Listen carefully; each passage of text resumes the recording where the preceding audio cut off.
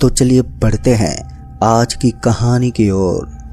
दोस्तों, उस रोज सर्दियों का मौसम चल रहा था। जनवरी के महीने में धुआंधार धुंध का आ जाना कोई बड़ी बात नहीं थी। धुंध इतनी गहरी हो जाती थी कि उसके अंदर से अपनी गाड़ी को लेकर बाहर निकल पाना भी बहुत ही मुश्किल हो जाता था। अब तो मैं पैदल ही अपने घर की तरफ जा रहा था। दरअसल मैं आपको बता दूं कि मैं ठंड के इस माहौल में शाम के करीब 6:30 बजे के बाद रनिंग के लिए बाहर जाता हूं। लेकिन मुझे आज भी इस चीज के बारे में बिल्कुल भी मालूम नहीं था कि आगे चलकर मेरे साथ कुछ ऐसा हो जाएगा। उस वक्त अंधेरा पूरी तरह से हो चुका था। ठंड भी लगातार बढ़ती जा रही थी। हालांकि मुझे इस चीज से कोई फर्क नहीं पड़ रहा था कि मेरे शरीर के हर हिस्से को अब ठंड महसूस होने लगी थी। पर मुझे तो बस जल्द से जल्द अपने घर पहुंचना था।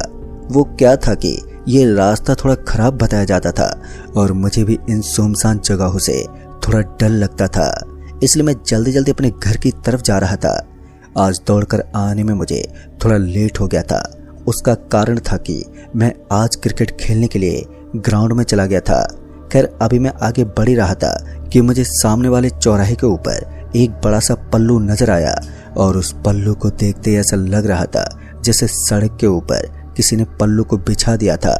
पहले तो मुझे ये बात समझ में नहीं आई, लेकिन उसके बाद जब उसके पास पहुंचा तो मैंने देखा कि उसके ऊपर थोड़ी मिठाई रखी हुई थी और कुछ पैसे भी रखे हुए थे। जैसे मेरी नज़र उन पैसों पर पड़ी तो मेरी आंखें डगमगाने लगी और उसके बाद मैं उन पैसों की तरफ और भी गहराई से देखने लगा। लेकिन मैंने देखा कि वो 10,000 रुपए थे और अब मेरे पैर ना चाहते हुए भी उन पैसों की तरफ बढ़ते जा रहे थे। तभी मैंने अपने आप को रोकने की बहुत ही कोशिश की, लेकिन फिर भी मेरा मन नहीं मान रहा था। फिर कुछ देर तक तो कोशिश करने के बाद जब मुझे लगा कि मुझे यहाँ से पैसे नहीं उठाने चाहिए, तो उसके बाद मैंने उन्हें नज़रअंदाज कर दिया और उसके बाद अपने घर चला गया।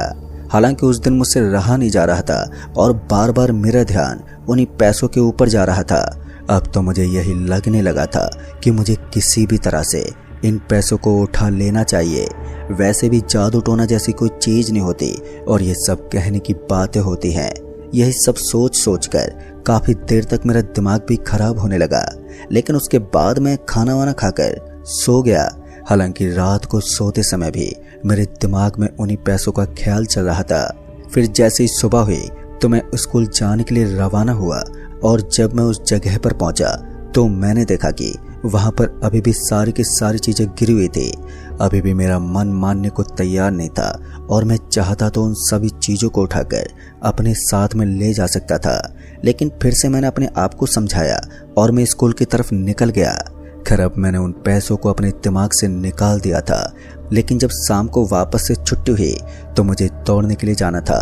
तभी मेरी नज़र उन पैसों पर थी और मेरा मन अभी भी कह रहा था कि मुझे उन पैसों को उठा लेना चाहिए। और दोस्तों, कहीं ना कहीं एक बात तो सही है कि जब हमारा दिमाग और हमारा दिल एक साथ हो जाते हैं तब हम किसी की भी नहीं सुनते। और इस बार मैंने भी सोच लिया था कि अब मैं उन पैसों को उठा लूंगा। लेकिन उस समय मेरे दोस्त मेरे साथ थे, तो मैंने सोचा कि उन्हें इस चीज़ के बारे में बिल्कुल भी भनक नहीं होनी चाहिए कि यहाँ पर कुछ पैसे रखे हुए हैं। इसलिए मैं उन सभी का ध्यान भटकाकर वहाँ से निकल गया। तभी मैंने सोचा कि आज रात अपने घर आते वक्त मैं इन पैसों को उठा लूँगा और उसके बाद जो होगा वो देखा जाएगा। उस वक्त तो मैं अपने घर लौट गया था, लेकिन इन पैसों का जो अंजाम होने वाला था वो तो आगे मुझे एहसास दिलाने वाला था कि मैंने कितना गलत किया था। फिर शाम के करीब 6:30 या 7 बजे के आसपास मैं रनिंग के लिए निकल गया। सर्दियों का मौसम था तो 6:30 या 7 बजे के आसपास काफ़ी ठंड हो जाती थी। लेकिन जहाँ पर हमारे घर वाले खाना बनाने में बिजी रहते थे तो उस वक्त मुझे दौड़ने में काफ़ी मज़ा आता था। और रात में वैसे भी रोड के ऊपर गाड़ियों का आना जाना काफ़ी कम हो जाता था, इसलिए मुझे दौड़ना काफ़ी अच्छा लगता था। मेरे साथ मेरे कुछ दोस्त भी थे, लेकिन आधे पौन घंटे तक इधर उधर एक्सरसाइज करने के बाद वो सभी अपने अपने घर की तरफ लौट गए। लेकिन मेरे दिमाग में अभी भी उन्हीं पैसों का ख्याल चल रहा था, इसलिए मैं भी अपने घर की तरफ निकल पड़ा।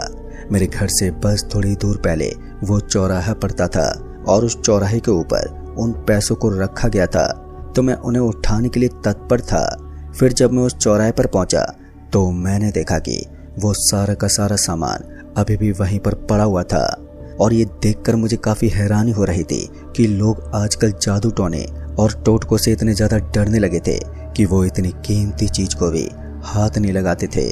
मुझे मन ही मन हंसी भी आ रही थी और हल्का फुल्का डर भी महसूस हो रहा था। और फिर उसके बाद मैं उस पल्लू के एकदम पास पहुंच गया और वहां पर पहुंचते ही ना जाने क्यों लेकिन मेरे शरीर में एक बिजली सी दौड़ गई। शायद वो मेरी घबराहट की वजह से हो रहा था और उस बात पर मैंने ज़्यादा ध्यान नहीं दिया। और अब धीरे धीरे मेरे हाथ उस तरफ बढ़ने लगे थे जहां पर वो इतने सारे रुपए रखे हुए थे। धीरे धीरे अब मेरे हाथों ने उन चीज़ों को पकड़ना शुरू कर दिया था। जैसे मैंने उनको छुआ तो मुझे ऐसा लगा जैसे कि मैंने बहुत ही बड़ी गलती कर दी है। एक बार के लिए तो मैं डर से कांपने लगा था, लेकिन फिर मैंने सोचा कि जादू टोटकों से कुछ नहीं होता, ये लोगों का वहम होता है और मुझे इन चीज़ों के ऊपर ज़्यादा ध्यान नहीं देना चाहिए। यही सोचकर मैंने अपनी आंखें बंद कर ली और उन पैसों को अब मैं डालकर अपने घर की तरफ निकल गया। उस वक्त मुझे काफ़ी अच्छा भी लग रहा था क्योंकि मैंने पैसे जो उठा लिए थे और मेरे साथ कुछ हुआ भी नहीं था। सब कुछ एकदम सही चल रहा था जैसा कि मुझे उम्मीद थी कि मेरे साथ ऐसा कुछ भी नहीं होने वाला था। जैसा कि लोग मुझे बताते थे या फिर लोगों का मानना था कि जैसे हम जादू टोने जैसी चीज़ों को हाथ लगाते हैं तो उसके बाद हमें बीमारी होने लगती है या फिर हमें भूत प्रेत दिखाई देने लगते हैं। लेकिन यहाँ पर तो सब कुछ उल्टा हो गया। मुझे तो कुछ ऐसा नजर नहीं आ रहा था और मेरी हालत भी काफ़ी ठीक ठाक थी। ऐसा लग रहा था जैसे कि इस चीज़ का इफेक्ट ना ही तो मेरी बॉडी पर पड़ा था और ना ही मेरे साथ कुछ ऐसा अजीब हुआ था। लेकिन मुझे ये मालूम नहीं था कि जो तूफान आने वाला होता है उसके पहले का सन्नाटा इतना भयानक होता है। सब कुछ ठीक चल रहा था और रात को मैं आराम से सो भी गया था। और फिर सुबह होते ही मैं उन पैसों को लेकर दुकान की तरफ निकल पड़ा। दरअसल मुझे आज दुकान से कुछ सामान खरीदना था। मैं अपने दोस्तों को भी आज पार्टी देने वाला था, लेकिन जैसे मैं दुकान पर गया तो अचानक से मेरी तबीयत खराब होने लगी और मुझे ऐसा लगने लगा जैसे कि मेरे शरीर में एक अजीब सी बेचैनी होने लगी हो और अंदर अंदर कंपन होने लगा। उस दिन मेरी तबीयत एकदम से बिगड़ गई थी और मैं स्कूल भी नहीं जा पाया। मुझे उन पैसों और अपनी तबीयत के बीच में हल्का हल्का कनेक्शन महसूस होने लगा था, लेकिन अभी रात का आना बाकी था। वो एक ऐसी रात थी जो कि दहशत और खौफ से भरी हुई होती है। एक ऐसी काली रात जो मेरी जिंदगी को एक नई ऊर्जा देने वाली थी। रात के करीबन 6:30 बजे के आसपास मैं फिर से थोड़ा थोड़ा नॉर्मल महसूस करने लगा। ना जाने क्यों, लेकिन 5 मिनट के अंदर ही मेरा सारा बुखार उतर गया और मुझे ऐसा लगा जैसे कि मैं बिल्कुल ठीक हो गया हूँ। और उसके बाद मुझे भी पता नहीं क्यों, लेकिन ऐसा लगा कि अब मुझे दौड़ने के लिए जाना चाहिए। मेरे दोस्त मेरा इंतज़ार कर रहे होंगे और यही सोचकर मैं दौड़ने के लिए निकल पड़ा। अभी तक मैंने अपने घर वालों को उन पैसों के बारे में नहीं बताया था कि मैं उन पैसों को उठाकर लाया था और मैंने बहुत ही सारे बड़े बड़े कांड किए थे और मेरे घर वालों को इस चीज़ के बारे में बिल्कुल भी भनक तक नहीं थी। लेकिन दोस्तों, वो कहते हैं ना, पैसों का लालच इंसान को बुरी तरह से बर्बाद कर देता है। मेरी अच्छी खासी चल रही जिंदगी में अचानक से ये तकलीफ आना शुरू हो गई थी। जब मैं दौड़ने के लिए गया तो मुझे उसी चौराहे से होता हुआ जाना था जहां से मैंने वो पैसे उठाए थे। और जैसे मैं वापस आते वक्त उस चौराहे पर पहुंचा तो अचानक ही मुझे एक औरत नजर आई। वहां पर काफी सन्नाटा पसरा हुआ था और ऐसे इलाके में लोगों का आना जाना बहुत ही कम रहता था।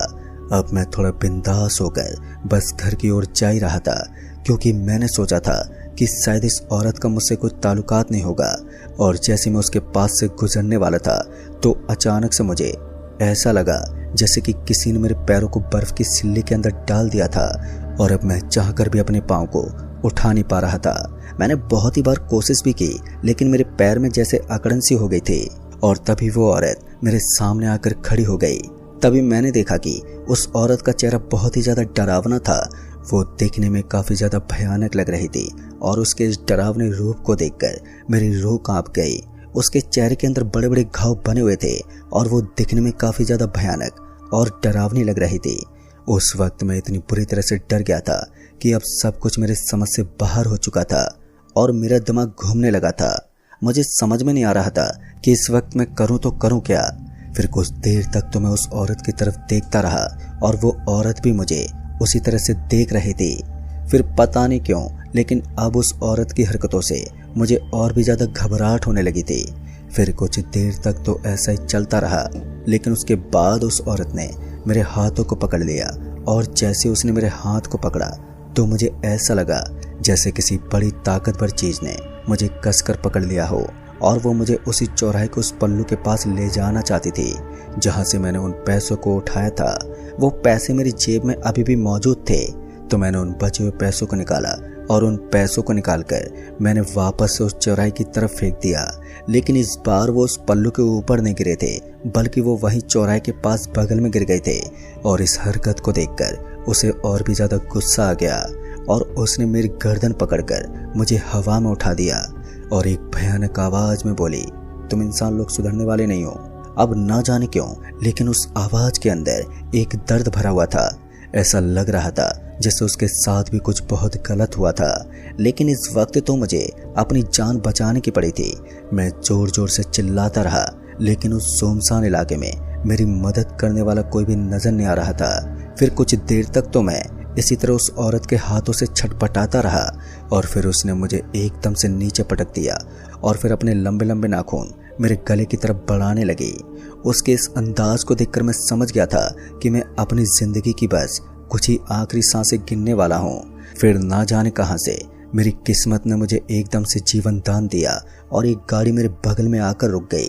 जैसे उस गाड़ी की हेडलाइट उस औरत पर पड़ी तो वो औरत हवा में उड़ गई और वहां से एकदम से वो गायब हो गई।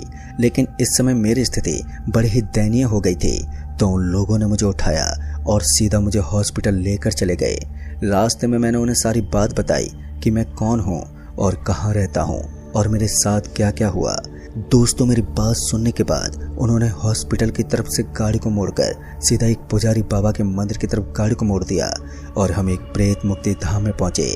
वो प्रेत मुक्ति धाम हमारे गांव से बस थोड़ी दूर था और जैसे हम यहाँ पर पहुंचे तो उन साधु बाबा को ऑटोमेटिक पता चल गया कि आखिर मेरे साथ क्या हुआ था। उन्होंने मेरे इलाज में बहुत सारे पैसे लगा दिए और तब जाकर मैं ठीक हुआ। इसीलिए कहते हैं कि हमें कभी भी पैसों के लालच में आकर कोई भी गलत कदम नहीं उठाना चाहिए, नहीं तो अंजाम कुछ भी हो सकता है। तो दोस्तों, इस कहानी में बस इतना ही। कहानी आपको पसंद आई हो तो वीडियो को लाइक शेयर जरूर कर दें और साथ ही हमें नीचे कमेंट बॉक्स में जरूर बताएं। जल्द ही मिलूंगा ऐसी एक और नई कहानी के साथ। तब तक के लिए बाय एंड टेक केयर।